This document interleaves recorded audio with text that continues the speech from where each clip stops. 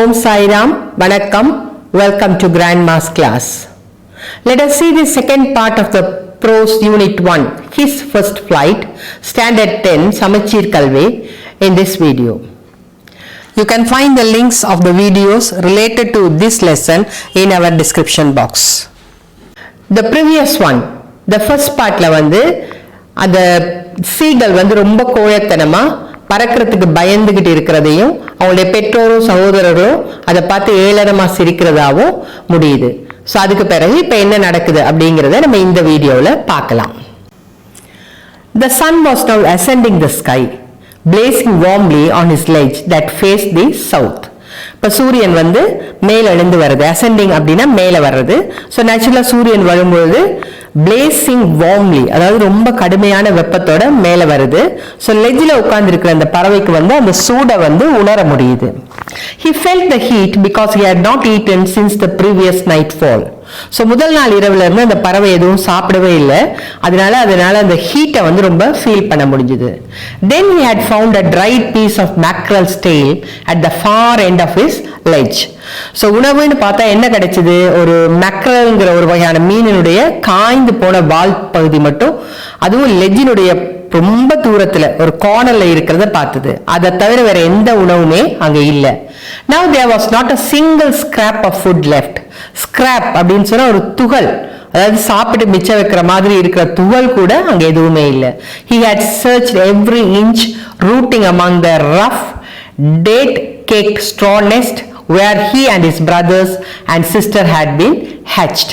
So every inch, ஒவ்வொரு அங்குலமா உணவு இருக்கான அது தேடிச்சு.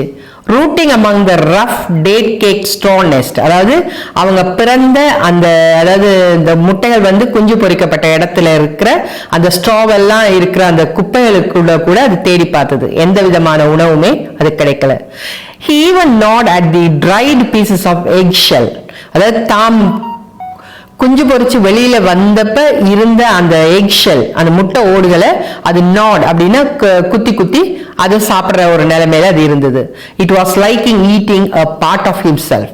ஸோ தன்னுடைய ஒரு பகுதியை சாப்பிட்ற மாதிரியான உணர்வோட அதை குத்தி குத்தி அது சாப்பிட்டுட்டு இருந்தது.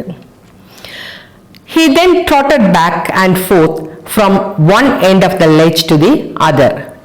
ட்ராட்டட்னா குதிச்சு சின்ன வாத்து அந்த மாதிரி பறவை எல்லாம் நடக்கிற விதம், அந்த மாதிரி லெஜ்ஜினுடைய ஒரு கார்னர்ல இருந்து இன்னொரு கார்னருக்கு போய்கிட்டே இருந்தது.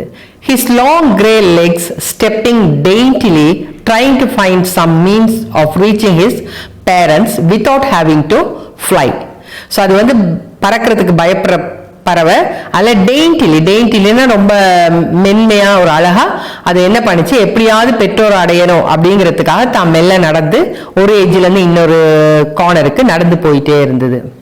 வித்தவுட் ஹேவிங் டு ஃப்ளை, ஏன்னா அது பறக்கிறதுக்கு பயம். ஸோ பறக்காமலே பெற்றோரை சந்திக்க முடியுமான்னு பார்த்தது. But on each side of him the ledge ended in a sheer fall of precipice, அதாவது லெஜ் எந்த பக்கம் போனாலுமே ஒரு தாழ்வான பகுதியோட தான் அது முடியுது. அந்த லெஜ்ஜில் இந்த எல்லா கார்னருமே வந்து பாறையினுடைய மேல் பகுதிங்கிறதுனால எங்க போனாலுமே சுத்தி பார்க்கும்போது கடல் தான் கீழே இருக்குது. With the sea beneath, so எங்க பார்த்தாலும் கடல் தெரியுது. And between him and his parents there was a deep wide crack. So parents உட்கார்ந்துருக்க அந்த பாறைக்கும் தான் இருக்கிற பாறைக்கு நடுவில் ஒரு டீப் வைட் கிராக், அதாவது ஒரு பிளவு ஒன்று இருந்தது. பிளவு இருந்ததுனால இதால அந்த பக்கம் தாண்டி போக முடியல. Surely he could reach them without flying if he could only move northwards along the cliff face. So இதுக்கு தோணுச்சு, சவுத் பக்கம் போனா கிடைக்க அவங்கள சந்திக்க முடியல, இல்ல பறந்துதான் ஆக வேண்டிய ஒரு நிலைமை. ஒருவேளை லெஜ்ஜினுடைய நார்த் சைட் போனா அவங்க பறக்காம அவங்கள சந்திக்க முடியுமா அப்படின்னு யோசிச்சுட்டு நடக்க ஆரம்பிச்சு. But then on what could he walk? There was no ledge and he was not a fly. So எப்படி போனாலுமே அந்த கார்னர் வந்து பறக்க முடியாத மாதிரி தான் இருந்தது. இதாலையும் பறக்க முடியல. And above him he could see nothing. அதுக்கு மேல எதையுமே பார்க்க முடியல. The precipice was sheer and the top of it was perhaps farther away than the sea beneath him. So அடுத்த பகுதி வந்து ரொம்ப கடலுக்கு கீழே, அதாவது கடல் எவ்வளவு ஆழத்துல இருக்கோ அந்த அளவு தூரத்திலேயே அடுத்த பகுதி இருக்கிற மாதிரி அதுக்கு தோணுச்சு. அதனால அதால பறக்க முடியல. He stepped slowly out to the brink of the ledge. So லெஜ்ஜினுடைய விளிம்பு, பிரிங்க்ன்றது விளிம்பு, விளிம்புல இருந்து மெல்லமா நடக்க ஆரம்பிச்சது. And standing on one leg with the other leg hidden under his wing. So ஒரு காலில் நின்றுட்டு அடுத்த காலை வந்து தன்னுடைய இறகுகளுக்குள்ள, சிறகுகளுக்குள்ள ஒளிச்சு வச்சுட்டு இருந்தது. And he closed one eye and the other. So மெல்ல ரெண்டு கண்களையும் ஒன்றுக்கு பின்னாடி ஒன்று மூடி and pretended to be falling asleep. So அதை தூங்குற மாதிரி ஒரு பாவனை, பாசாங்கு செய்தது. Still they took no notice of him. So இந்த மாதிரி எல்லாம் செய்த போது கூட அதனுடைய பெற்றோரோ சகோதரரோ அதை நோட்டீஸ் பண்ற மாதிரியே காட்டிக்கல. He saw his two brothers and his sister lying on the plateau dozing. So இது அடுத்தது பார்த்தது, அது சகோதரரும் அதனுடைய ஒரு சிஸ்டரும் வந்து அந்த பிளாட்டோவில் வந்து டோசிங்னா ஒரு பாதி தூக்கத்தில் படுத்திருக்கிறதையும் கவனிச்சுது.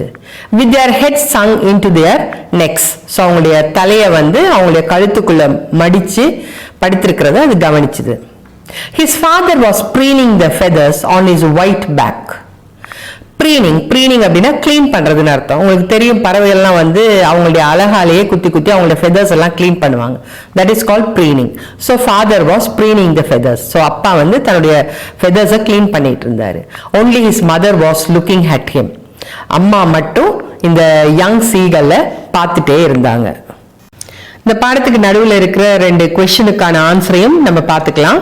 What was the first catch of the young seagulls older brother? A herring was the first catch of its older brother. What did the young seagull manage to find in the search for food on the ledge?